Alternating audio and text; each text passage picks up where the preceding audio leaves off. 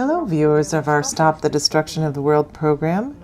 We are about to begin another conscientization program about the psychopathological causes of destruction of the earth and of the humanity that lives on it. Due to the human madness, due to human mental illness, which all people have to some degree, we are destroying the conditions for survival on the planet. The internal psychological factors that are not yet known to us are becoming very harmful and causing us to get closer to the mass destruction of humanity. This is dangerous. If we don't understand psychological life better and how this influences and determines the paths of our lives, we won't be able to turn things around. So through these programs and with your help, we'd like to conscientize as many as possible about these discoveries so we can diminish the damage a bit. Our work seeks to clarify what happens with illness. Not only our individual illness of each human being, but also social illness. We lived in the United States, close to Central Park in New York, for 4 years, and we took our discoveries to that country. But our ideas didn't agree with the economic interest there, particularly with Reaganomics. Reagan was president then, and he was very pro-speculation. We tried to show that country that the country had entered into a process of decadence because of this turn to speculation. I even published this book there in 1984, in English, The Decay of the American People and of the United States, to show that this wasn't just an economic decay, but also ethical and moral. Because the United States doesn't have a philosophy of life, like in Italy, in France, and England, Germany, and especially ancient Greece. What the United States has is a pragmatism. That is a more scientific aspect, you see, and mainly of making profits with money. Following William James, who was a so-called great thinker, he said, "The truth is what works. What works would be the truth." But this isn't a philosophy. And so, what happened in that country? As it had become a very practical country, and due to the number of European geniuses who went there, and many very capable people from big companies and banks, etc., they became the #1 country in the world. They participated in the 2 world wars in such a way that they made a lot of money and didn't suffer from these wars like the countries in Europe did that were heavily bombed. And so the country grew a lot and became a leader for humanity. In fact, they attracted all the best artists. For example, Hollywood was led by the great geniuses of Europe, and who created a really good civilization, and which is now collapsing, as I show in this book. This decay is related to ethics, and they don't want to see this there, because they don't have a true philosophy of life. They give importance only to practical things in life. And what did this lead to?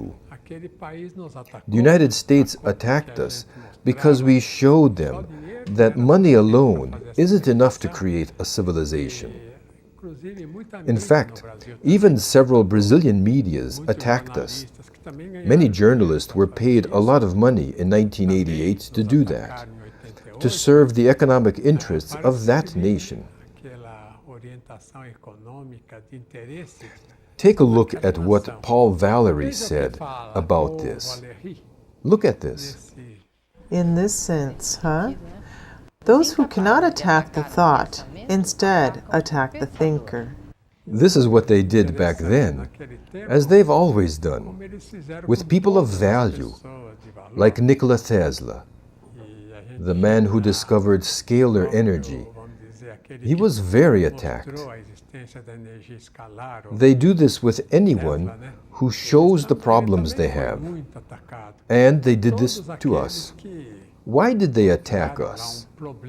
Because our work was against their immediate money interests. As Paul Valery said, if we can't attack an idea because it's the truth, like ours is, as we show in our books, if they can't attack the ideas, then they attack the thinkers through fabricated defamations and lies, things like this. Notice how human beings like to be deceived, misguided by this type of civilization. Take a look at the diagram. Do you drink, smoke, or take drugs? Then you are making the great exploiters of humanity rich. When you have a lot of policemen in the world, anti-drug enforcers, these people don't want the drug trafficking to stop. They only want to fight those who are involved in trafficking, that don't belong to the drug trafficking system that these nations practice. Plus, these nations generate enormous capital from this. They say that up to 20% of the economy in first world countries comes from drugs. Secondly, let's see. Do you spend your nights at discos, dances, and having fun? Apart from ruining your health, you're helping delinquents. Notice that this really happens indeed. A person thinks a night out on the town, going without sleep, will be very beneficial to him. He thinks he is free to do whatever he wants. He doesn't realize that he's shortening his life, weakening his intelligence and his own capacities. Thirdly, do you pay too much for what you buy? Then you're collaborating with the delinquent and greedy individuals. Notice that if a person thinks the value of something they buy is related to the money they spent, and then they tell everyone about it, that they have a dress or a car, whatever, that cost a fortune, then they are helping these groups to continue to dominate humanity and keep it in misery. Let's see the next one. Do you like exploiting your fellow men? The exploiter is the one who loses because he destroys his own intelligence and personality. It's important to understand that an unethical attitude is more harmful to the one who has it. I am saying this to show that this neurotic attitude of, say, attacking another, of being a sadist, etc., is an attitude related to individual pathology, which the person later transfers to the social plane, to society. Especially those in powerful positions. They live in a very wrong way, and on many occasions they don't even realize it. You know, paying absurdly high interest rates for a home or a car or whatever. And these entrepreneurs who lend money at very high interest rates. Or even countries that borrow money at very high rates. All these things cause a great loss for that country, for civilization itself, and for each individual. We normally think that if we don't have money, we can't do anything. But money is the result of labor. If you look well, you'll see that when you do something of real value, the money is completely secondary. Now let me talk a little about Schopenhauer, who brought forth incredible fundamental ideas so we can understand what goes on in our sick society. It is only possible to know what something seems to be and not the thing itself. And what does he mean by this? That what we see is a mask. It's make-believe. See how interesting what this Jewish-German writer perceived. Society lives in a form totally outside reality. And this is why I wrote this book here. Take a look. Earth, the planet of illusions. It's not that the earth itself, the trees, the animals, the nature, things like this, are an illusion. But the society human beings have created is based on hypocrisy. And what does this show us? That humanity only gives value to appearances, that which people present, the mask, and not our true essence. Kant said that it was impossible to know the essence of things. But it is possible to know, and we live more in this essence. But we are unable to let this essence flow. Our essence is goodness, it's beauty, aesthetics. Essence is truth, reason. And we aren't able to bring forth these elements because society is locked up too much in the pathology of envy, arrogance, and ignorance, which is also a pathology. No one can say they are ignorant, that they don't know anything, because there's an internal science that is infused in us, that allows us to know what we are doing, at least in a general, formal way. And this infused science includes knowledge. We'll be right back. The most original contemporaneous writer in the world today, says the National Scientific Research Center in France. A genuine contributor to the intellectual treasury of civilization, says former U.S. Ambassador Joseph Kogassian. For these times of uncertainty and conflict comes a work of extraordinary vision, hope, and moral clarity. Brazilian psychoanalyst and social scientist Norberto Keppe writes with wisdom and authority about the things that really matter. How to heal illness, how inverted science is leading the destruction of nature, and what to do about it. Finding spirituality within, structuring a truly just society. There are more than 3,000 books published worldwide every day. None are more important than these.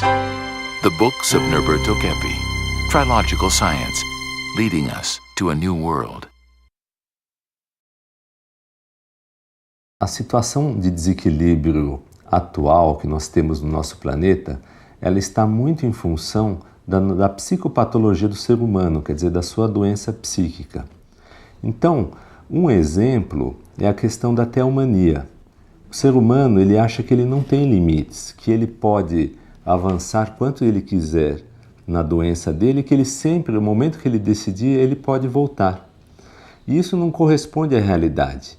Por exemplo, olhando nesse esquema, então, por exemplo, se você tem essa bolinha aqui, se você trouxer ela para fora do equilíbrio um pouco, ela vai oscilar e voltar ao equilíbrio. Se você trouxer um pouquinho mais, ela vai continuar oscilando mais e voltar ao equilíbrio.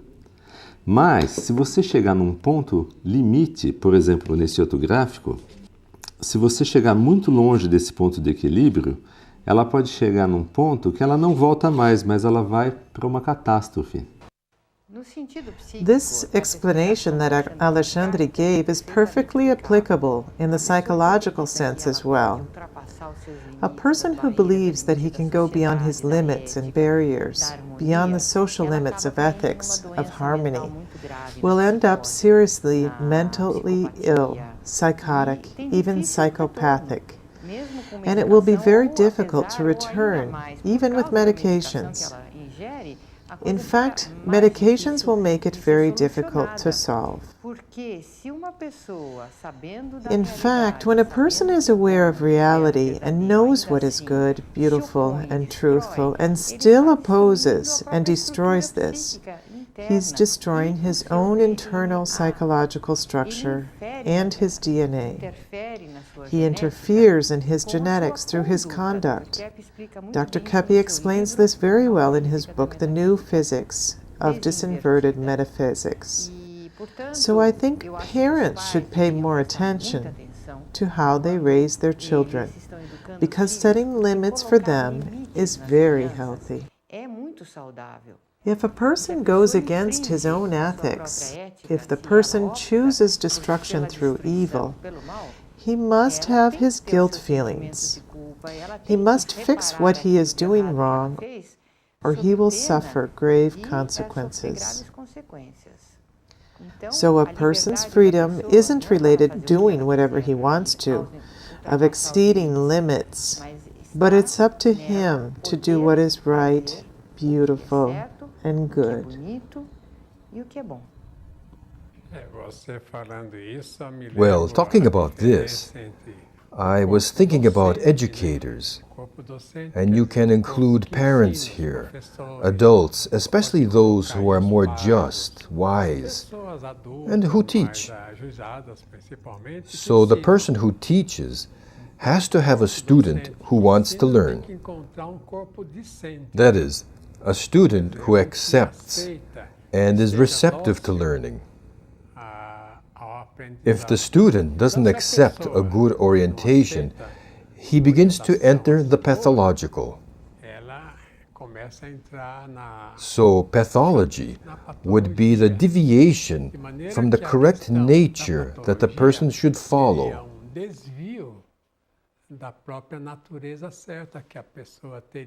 Here's a diagram to clarify this. Let's see this. The human being doesn't do what he likes, but he ends up liking what he does. We say that good advice is worth gold. A person who gives good advice is handing out gold to others. But it's the example that really speaks. So what does this show? That human beings are formed from an energetic force that stems from the scalar energy that Tesla discovered. And so the interior of people, the essence, is energy. This is similar to the essence of the atom. It's energy also. It's the combination of scalar energy that forms protons and electrons. This electric proton forms the essence of everything that exists, including matter. It's responsible for attitudes and how one person resonates with another at the same level of energy. It's not only thought, even though thought is also a type of energy, and one's feelings are also a certain type of energy. One element is related to another, you see. Take a look at this diagram I made. Values chart. The foundation is love, ethics, and theology. These are the three elements that form everything. And what is love composed of? Take a look. First, philosophy, which is reason, up there. Ethics produces what? The truth. And theology produces what? Philosophy. So philosophy is the daughter of theology. Now take a look at love, which is goodness, down there in first place. Love generates reason and beauty, up there. The union of love with reason generates beauty, like the union of beauty with reason generates love. The union of love with beauty is reason. So ethics, in second place there. It's a more intuitive factor. Ethics is the way a person lives in accordance with reality. Ethics generates the truth, So you will see that the foundation of life isn't only the truth. The foundation of life is an ethical attitude, which is a correct energy. And ethics generates the truth, which generates aesthetics, the arts. And theology, in third place. Take a look. Theology is pure revelation. Theology leads to philosophy, philosophy leads to theology, and then experimentation. So up there, beauty is aesthetics, generating experimentation, which in turn shows whether or not the beauty and aesthetics are in fact correct. Reason and the truth generate philosophy. Love, goodness, and ethics generate theology also. That is, they are all linked. One component is linked to the other. So, Dr. Kepi, I'd like to make a comment. This diagram seems difficult, but you explain the commonality that exists between all the sciences, how interwoven they are, which so many thinkers have tried to explain. I'm reminded how many thinkers in Austria, Germany, Central Europe would like to have accomplished this interconnection of managing to see the relationship that exists between all disciplines. Those of you who like to study will find it very important to study this book, Sociopathology, written by Dr. Kepi. Let me show it to you. Sociopathology. This diagram that Dr. Kepi has just shown in this book, as are all the relationships and explanations also. It's very easy to order this book through our site or by telephone at 11 30 32 36 16 in São Paulo. In the finishing of our program, I would like to show you Francis Crick papers along with Watson. These Americans discovered the DNA helix. This genetic helix is what forms atoms, you see. A writer there in England photographed the center of the atom, which is light. This light is the scalar energy that generates the proton and electron. To form the human structure, you will notice that it's scalar energy that has the aspects of impulsion and repulsion. You see, back and forth, back and forth. This is why the human being can live on the surface of the planet and not float away into space. Likewise, the moon is able to circle Earth without falling down to here because there is a balance between the force of elevation and the force of gravity. If it weren't like this, we wouldn't even be able to walk, because when we walk, we have a movement forward and another one back, one leg back and the other leg forward. So I would like to show you this diagram to illustrate this clearly. Take a look. A normal human being would have DNA, deoxyribonucleic acid. And so this is the natural genetic structure. On the other hand, there is RNA, which was natural. RNA is a ribonucleic acid. Ribonucleic acid would be the essence, the central liquid factor that forms the DNA. And so, according to nature, the human being has the DNA and the RNA very well formed already. And what happens when the human being has a deformation? Take a look at what happens to the sick human being. Look, abnormal transcriptase exists in the sick human being. This occurs when the RNA invades the DNA, you see. And this causes the person to consequently fall into abnormality. Take a look down there. Bad behavior. This bad behavior is what transformed the ribonucleic acid that makes up the center of the DNA. This acid invades the DNA and breaks it down.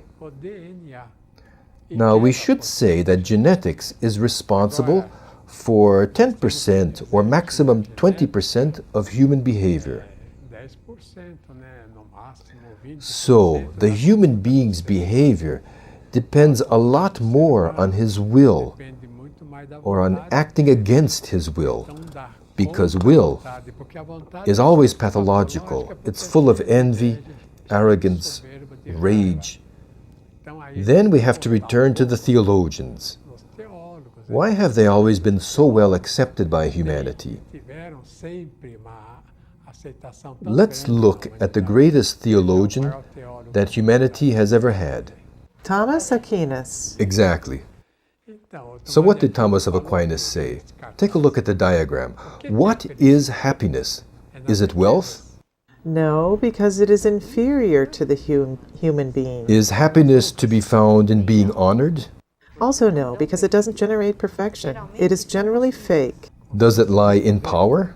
No, because power should only be used for the well-being of others. Does happiness come from health? No, because health passes and is inconsistent. Is it composed of feelings? Also no, because they are coarse. So happiness stems from what, Claudia? From the spirit. It stems from the spiritual, or better, from the divine being. To reach happiness and goodness, to be worth anything, the human being must do good. Notice that by doing good, the person betters his genetic composition. And then we will have better individuals in future generations and enormous growth and well-being. So we will be back next week at the same time with our Stop the Destruction of the World program. See you then.